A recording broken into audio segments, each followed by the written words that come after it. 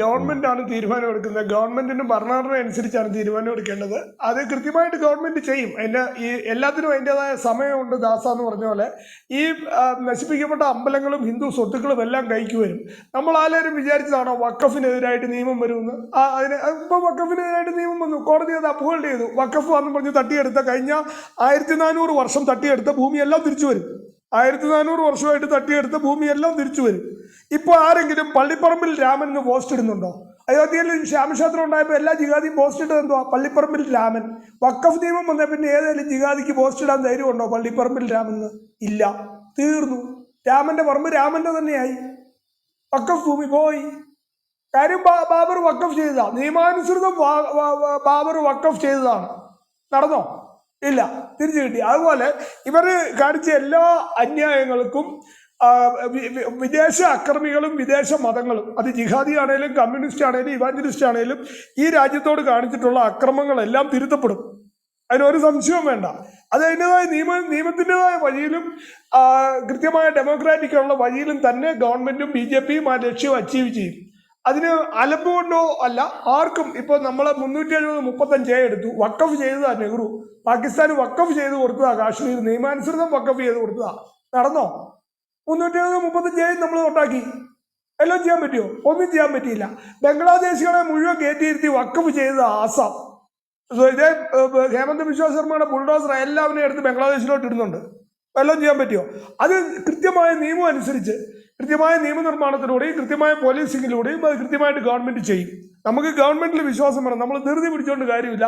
ഇതാ ഇപ്പം നടക്കണം, ഇപ്പം നടന്നേ പറ്റത്തുള്ളൂ. ഇപ്പോൾ ഒരു ഉദാഹരണം പറഞ്ഞാൽ, ഒരു വ്യക്തിയുടെ കൈ ഒടിയുന്നു, വീണ് കൈ ഒടിഞ്ഞു, ആശുപത്രി ചെന്നു, വലിയ കാര്യം. അതിന് പ്ലാസ്റ്റർ ഇട്ട് വിടാനേ ഡോക്ടർ പറ്റത്തുള്ളൂ. 3 മാസം കഴിഞ്ഞേ പ്ലാസ്റ്റർ എടുക്കുകയുള്ളൂ. അപ്പോൾ ആ 3 മാസം പ്ലാസ്റ്റർ ഇട്ട് അവിടെ ഇരിക്കണം. അതിന് ക്ഷമ വേണം. ഇല്ലാത്ത ഡോക്ടർ എൻ്റെ ഇത് കാശ് വാങ്ങിച്ചാൽ എൻ്റെ കൈ ഇപ്പം ശരിയാക്കണമെന്ന് പറഞ്ഞാൽ പറ്റത്തില്ല. അതുപോലെയാണ് ഗവൺമെന്റിന് അതിൻ്റെതായ ഒരു ടൈമുണ്ട്. ഓരോ പ്രോസസ്സിനും ഒരു ടൈമുണ്ട്. ഗവൺമെന്റ് അത് കൃത്യമായിട്ട് ചെയ്തിരിക്കും, എല്ലാ കാര്യങ്ങളും ചെയ്തിരിക്കും. ഇപ്പം ഇവിടുത്തെ ബംഗ്ലാദേശികൾ ഇവിടെ കയറി വോട്ടേഴ്സ് ലിസ്റ്റ് പേര് ചേർത്തു, റേഷൻ കാർഡിൽ പേര് ചേർത്തു, പിള്ളേർക്ക് സ്കോളർഷിപ്പ് വാങ്ങിച്ചു, സച്ചാർ കമ്മീഷൻ വഴി വീടും ബെനിഫിറ്റ്സും എല്ലാം വാങ്ങിച്ചു. ഇവിടെ ഇപ്പം ഇതേ വോട്ടേഴ്സ് ലിസ്റ്റിൽ നിന്ന് എടുത്തു മാറി, ബാക്കി എല്ലാത്തിൽ നിന്നും എടുത്തു മാറ്റുക. അവരുടെ റേഷൻ കാർഡും പോവും, അവരുടെ സകല സാമാനവും പോവും. ബംഗ്ലാദേശികളുടെ ഒരു തർക്കവും ഇല്ല. ഗവൺമെന്റ് അത് ചെയ്തിരിക്കും. CAA NRC രാജ്യത്ത് മൊത്തം നടപ്പിലാക്കാൻ തുടങ്ങിക്കഴിഞ്ഞു. ബംഗ്ലാദേശിൽ നിന്ന് വന്നവർ ബംഗ്ലാദേശിലേക്ക് പോകേണ്ടി വരും.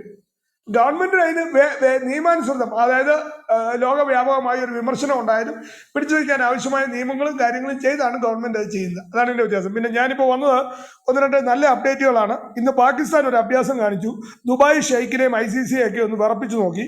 ഞങ്ങൾ റഫറിയെ മാറ്റിയില്ലെങ്കിൽ ഞങ്ങൾ കളിക്കത്തില്ല എന്ന് പറഞ്ഞു. അവസാനം അവർ തന്നെ പിൻവലിച്ചിട്ട് കളിക്കേണ്ടി വന്നു. പാകിസ്ഥാൻ ഇന്ന് കളിച്ചില്ലായിരുന്നെങ്കിൽ ഗൾഫിൽ ജോലി ചെയ്യുന്ന പാകിസ്ഥാനി എല്ലാം ഇന്ന് രാത്രിക്ക് തന്നെ തിരിച്ചു പാകിസ്ഥാന് പോകേണ്ടി വന്നേരെ. ഷെയ്ഖിന്റെ പവർ എന്താണെന്ന് പാകിസ്ഥാൻ അറിഞ്ഞാൽ പിന്നെ അവന്മാർക്ക് ബോധം വെച്ചത്. ദുബായിൽ കളിക്കാൻ പോകാമെന്ന് പറഞ്ഞ് വിസയം വാങ്ങിച്ച് അവിടെ ചെന്ന് തിന്നു കുടിച്ചേച്ച് കളിക്കുകയല്ല എന്ന് പറഞ്ഞിരുന്നെങ്കിൽ അവന്മാരുടെ പരിപ്പിളകിയേ.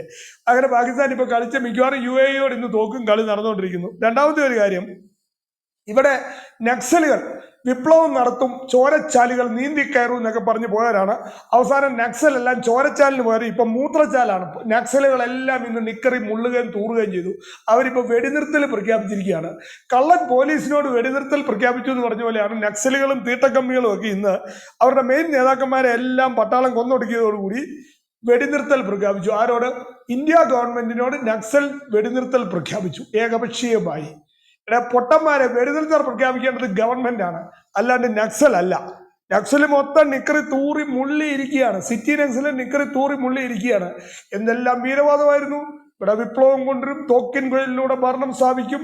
ഇപ്പം മൂത്രക്കുഴലാണ് പ്രവർത്തിച്ചത്, തോക്കിൻ കുഴലൊന്നും പ്രവർത്തിച്ചില്ല. അങ്ങനെ നക്സലുകളും നക്സലുകളെ സപ്പോർട്ട് ചെയ്യുന്ന ഇവാഞ്ചലിസ്റ്റുകളും മൂഞ്ചി. എന്നേക്കുമായി നക്സലിസം ഇന്ത്യയിൽ നിന്നും ഒരു 6 മാസത്തിനകം ഇല്ലാണ്ടാകണം. അമിത്ഷാജി അതിന്റെ കട്ട് ഓഫ് കൊടുത്തു കഴിഞ്ഞു. കട്ട് ഓഫിന് മുമ്പിൽ തന്നെ നക്സലുകൾ സ്വയം ആയുധം വെച്ച് കീഴടങ്ങുകയാണ്.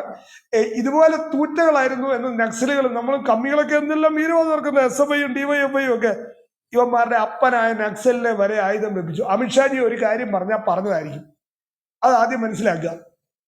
ആദ്യം ഇത് ഇപ്പോൾ ആയുധം വെച്ചിരുന്ന ഒരു 10,000 നക്സലുകൾക്ക് മര്യാദയ്ക്കും എല്ലാം തൊഴിലുറപ്പിലും പോയി ജീവിക്കാമായിരുന്നു. ഇപ്പം ജീവനും പോയി, ആയുധവും പോയി, നിക്കറി തൂറി. ഇതാണ് നക്സലിന്റെയും കമ്മികളുടെ അവസ്ഥ. ഇപ്പൊ നക്സലുകളെ മറ്റു സ്ഥലത്ത് മാർച്ച് 31 മുമ്പ് തീർക്കും. അത് കഴിഞ്ഞാൽ പിന്നെയുള്ളത് കമ്മ്യൂണിസമാണ്. അത് കേരളത്തിൽ മാത്രമേ ഉള്ളൂ. അത് 2026 മെയ്യിൽ നടക്കുന്ന ഇലക്ഷനോട് കൂടി അതും തീരും. അങ്ങനെ അമിത്ഷാജി എല്ലാ കാര്യത്തിലും ലക്ഷ്യത്തിലോട്ട് അടുക്കുകയാണ്. ഇന്ന് ശ്രീ നരേന്ദ്ര മോഡിജിയുടെ പിറന്നാളാണ്. അദ്ദേഹത്തിന് പിറന്നാൾ ആശംസകൾ. അദ്ദേഹം നീണാൾ വാഴട്ടെ. കടുത്ത മോഡി ഭക്തരായിട്ടുള്ള നമുക്ക് എല്ലാവർക്കും സന്തോഷത്തിന്റെ ദിവസമാണ്. Modiji sent by God to save nation and people. Modiji ഒരു സന്യാസി അല്ലെങ്കിൽ പുണ്യവാനാവുന്നു, ദൈവത്താൽ ഐക്യപ്പെട്ടവനാവുന്നു. അദ്ദേഹം ഇന്ത്യ മഹാരാജ്യത്തെയും നാട്ടുകാരെയും രക്ഷിക്കാൻ വന്നവനാവുന്നു. ഇതാണ് നരേന്ദ്രമോദിജിയെ സംബന്ധിച്ചുള്ള വിശേഷണം. അദ്ദേഹം വിശ്വഗുരുവാണ്. ലോകത്തുള്ള എല്ലാ നേതാക്കന്മാരും ഒരുപോലെ ഇന്ന് മോഡിജിക്ക് ആശംസകൾ അർപ്പിച്ചിരിക്കുകയാണ്. ശത്രുവെന്നോ മിത്രമെന്നോ വ്യത്യാസമില്ലാതെ ലോക നേതാക്കന്മാർ അദ്ദേഹത്തെ അംഗീകരിക്കുകയാണ്. പല ലോക നേതാക്കന്മാരും ആരാധനാഭാവത്തോടെയാണ് നരേന്ദ്രമോദിജിക്ക് ആശംസകൾ അർപ്പിച്ചിരിക്കുന്നത്. അനേകം മറ്റു രാജ്യങ്ങളിലുള്ള സിറ്റിസൺസും മറ്റു രാജ്യക്കാർ പോലും മോഡിജിയെ ആദരിക്കുന്നു. ഇവിടെയുള്ള ഇന്ത്യ അലയൻസ്, കമ്മി, കൊങ്കി, ജിഹാദി, ഇവാഞ്ചലിസ്റ്റ്, പ്രസ്റ്റിറ്റ്യൂട്ട്, കൊളീജിയൻ ഡൈനാസ്റ്റി തുടങ്ങിയ ടീമുകളൊക്കെ ഇപ്പോഴും മുറുമുറുത്തോണ്ടിരിക്കുകയാണ്. അത് നമ്മൾ കാര്യമാക്കുന്നില്ല. രാജ്യത്തിന്റെ പിന്തുണ മോഡിജിക്കാണ്. വ്യാജ സർവേകളുമായിട്ട് പലരും രംഗത്തെത്തിയിട്ടുണ്ട്. മോഡിജിയുടെ ഇമ്പാക്ട് കുറഞ്ഞു എന്നാണ് വ്യാജ സർവേകൾ പറയുന്നത്. വ്യാജ സർവേകൾക്കൊന്നും അർത്ഥമില്ല. മോഡിജിയുടെ ജനപ്രീതി ഇന്ത്യക്കകത്തും പുറത്തും ഇരട്ടിയായി വർദ്ധിച്ചിരിക്കുകയാണ്. അപ്പോൾ അതുകൊണ്ട് ശ്രീ നരേന്ദ്രമോദിജി നീണാൾ വാഴട്ടെ. അദ്ദേഹത്തിന്റെ ഭരണം അഭംഗുരം തുടരട്ടെ എന്നുള്ളതാണ്. ഇനി ഇന്ത്യ അലയൻസുകാരോടൊന്ന് പറയാനുള്ളത്, നിങ്ങൾ മോഡിജിക്ക് എന്ത് പറഞ്ഞുകൊണ്ടും കാര്യമില്ല. ദൈവം ആഗ്രഹിക്കുന്നിടത്തോളം കാലം അദ്ദേഹം ഇന്ത്യയുടെ പ്രധാനമന്ത്രിയായിരിക്കും. 2029 400 സീറ്റോടുകൂടി നരേന്ദ്രമോദിജിയുടെ നേതൃത്വത്തിൽ BJP അധികാരത്തിൽ വരും. അദ്ദേഹം സ്വയം തോന്നി റിട്ടയർ ചെയ്യുന്നിടം വരെ അദ്ദേഹം പ്രധാനമന്ത്രിയായിരിക്കും. അത് കഴിഞ്ഞ് കഴിയുമ്പോൾ യോഗിജി വരും. അന്നേരം ഇതുപോലെ മോങ്ങിക്കൊണ്ട് ഇവിടെ കണ്ടേക്കണം എന്നുള്ളതാണ് ഇന്ത്യ അലയൻസുകാരോട് പറയാനുള്ളത്.